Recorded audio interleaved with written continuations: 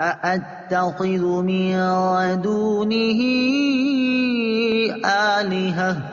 کیا میں اللہ کے سوا اور معبود بنا لوں؟ تفسیر صراط الجنان میں ہے، اس آیت اور اس کے بعد والی آیت کا خلاصہ یہ ہے کہ مرد مومن نے مزید یہ کہا، کیا میں اپنے خالق اللہ تعالیٰ کو چھوڑ کر ان بتوں کو اپنا معبود بنا لوں جن کی بے بسی کا حال یہ ہے کہ اگر رحمان عز و جل مجھے کوئی نقصان پہنچانا چاہے تو یہ بت مجھے کوئی نفع نہیں پہنچا سکتے، کیونکہ انہیں سفارش کرنے کی اہلیت اور اس کا حق حاصل ہی نہیں، اور نہ ہی وہ خود اپنی قدرت اور طاقت کے ذریعے مجھے اس نقصان سے بچا سکیں گے۔ اور بتوں کا عاجز اور بے بس ہونا اس بات کی دلیل ہے کہ بت عبادت کے مستحق ہرگز نہیں ہیں، اور اگر میں اللہ تعالیٰ کی بجائے بتوں کو اپنا معبود بنا لوں جب تو بے شک میں کھلی گمراہی میں ہوں گا، کیونکہ عاجز اور بے بس بتوں کو اس خالق کے ساتھ شریک کرنا جس کے علاوہ کسی اور کو حقیقی قدرت حاصل نہیں، ایسی گمراہی ہے جو کہ کسی بھی عقل مند سے پوشیدہ نہیں۔ اس سے معلوم ہوا کہ جھوٹے معبود بت وغیرہ